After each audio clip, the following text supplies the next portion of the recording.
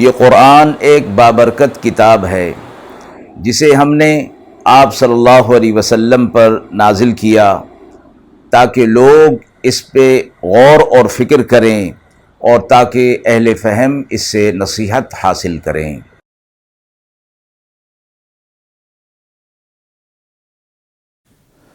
بسم اللہ الرحمن الرحیم۔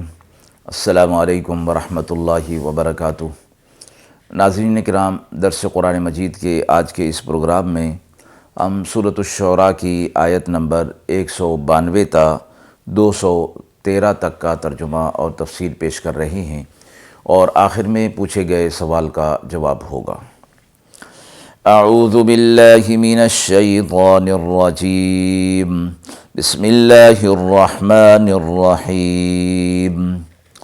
وَإِنَّهُ لَتَنزِيلُ رَبِّ الْعَالَمِينَ نَزَلَ بِهِ الرُّوحُ الْأَمِينُ عَلَى قَلْبِكَ لِتَكُونَ مِنَ الْمُنذِرِينَ بِلِسَانٍ عَرَبِيٍّ مُبِينٍ وَإِنَّهُ لَفِي زُبُرِ الْأَوَّلِينَ أَوَلَمْ يَكُنْ لَهُمْ آيَةً أَنْ يَعْلَمَهُ عُلَمَاءُ بَنِي إِسْرَائِيلَ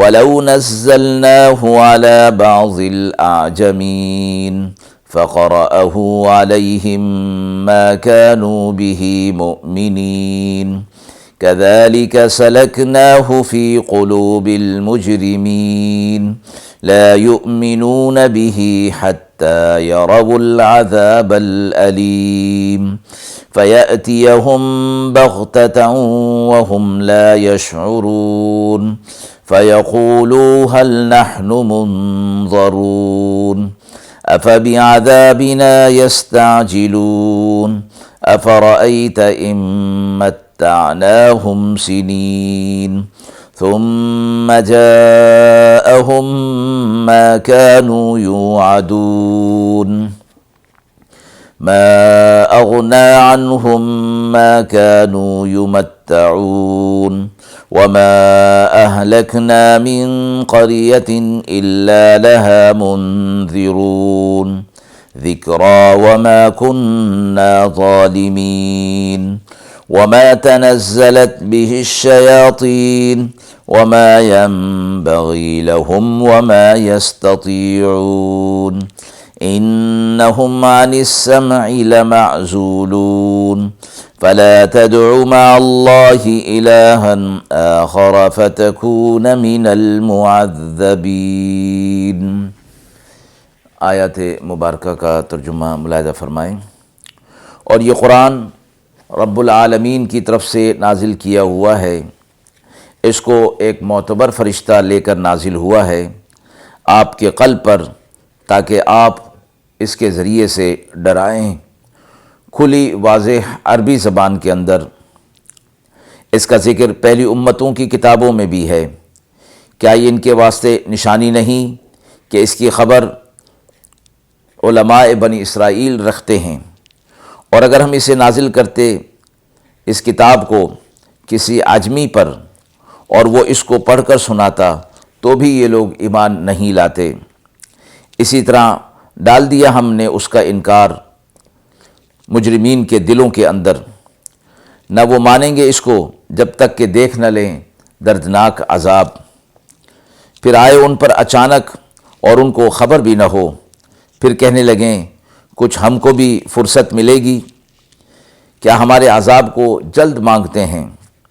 بھلا دیکھیے تو اگر فائدہ پہنچاتے رہیں ہم ان کو برسوں تک، پھر پہنچے ان پر جس چیز کا ان سے وعدہ تھا، تو کیا کام آئے گا ان کے جو کچھ وہ فائدہ اٹھاتے رہے؟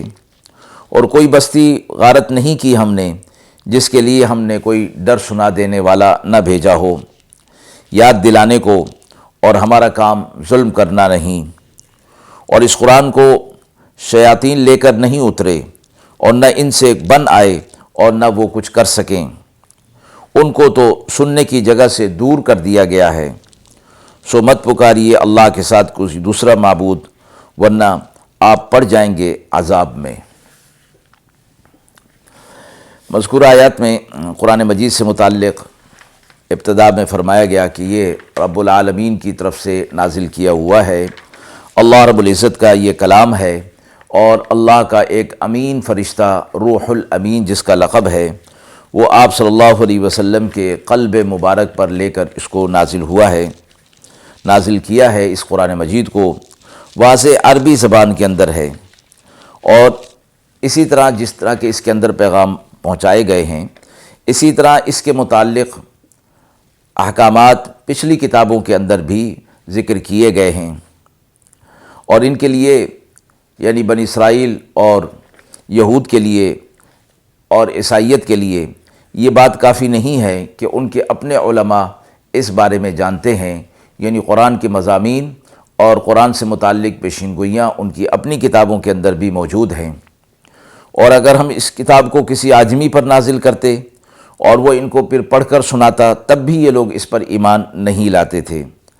اور اسی طرح ہم نے فرمایا کہ ان کی ضد اور ہٹ دھرمی کی وجہ سے ہم نے ان کے دلوں کے اندر اس کا انکار ڈال دیا ہے، اور برابر انکار یہ کرتے رہیں گے جب تک کہ وہ بڑے دردناک عذاب کو دیکھ نہ لیں، اور وہ عذاب ان پر اچانک آئے گا اور انہیں خبر بھی نہ ہوگی۔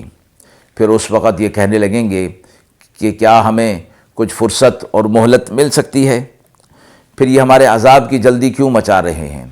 گویا ان کو عذاب چاہیے، اور پھر اگر یہ عذاب نہیں بھی آتا اور ہم انہیں اس دنیا کے اندر کچھ وقت تک کے لیے مہلت دے دیتے ہیں، ان کو ڈھیل دے دیتے ہیں، تو پھر ان پر وہ چیز پہنچے گی جس کا ان سے وعدہ کیا گیا ہے، یعنی موت تو بہرحال پھر ان پر آئے گی۔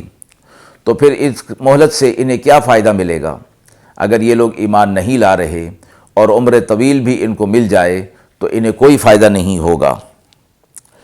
اسی طرح فرمایا کہ ہم نے کسی بستی پر عذاب نازل نہیں کیا جب تک کہ اس بستی میں کوئی پیغام پہنچانے والا، اس عذاب سے ڈرانے والا ہم نے نہیں بھیج دیا، اور وہ اس بات کو یاد دلاتا رہا کہ اللہ کا عذاب آئے گا اگر اس پر ایمان نہ لایا گیا، اور یہ عذاب ظلماً نہیں اللہ کی طرف سے، بلکہ فرمایا ان کے اپنے اعمال کی پاداش کے اندر ہوگا، جبکہ اس پر انہیں پہلے تنبیہ بھی کر دی گئی۔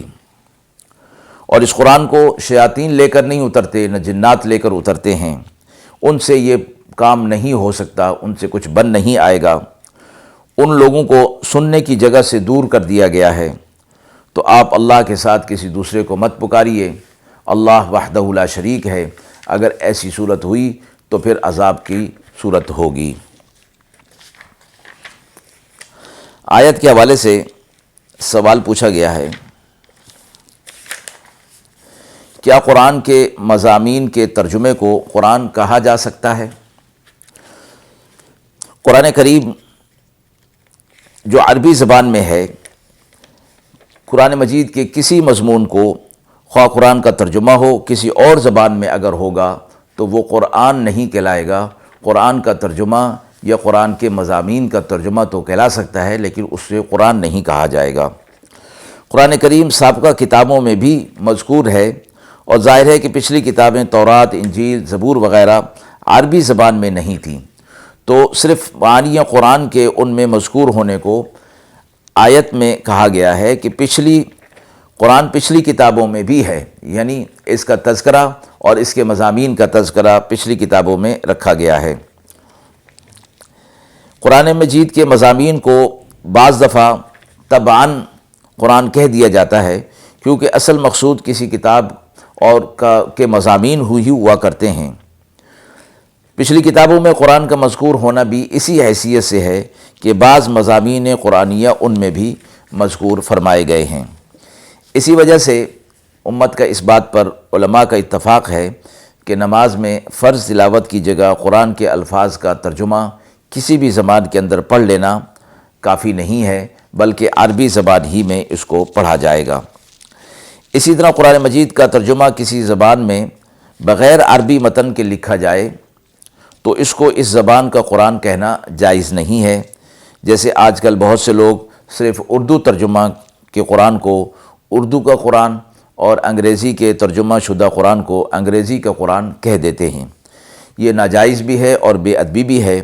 قرآن کو بغیر متن عربی کے کسی دوسری زبان میں بنام قرآن شائع کرنا، اس کی خرید و فروخت کرنا سب ناجائز ہے۔ وآخر دعوانا ان الحمد للہ رب العالمین۔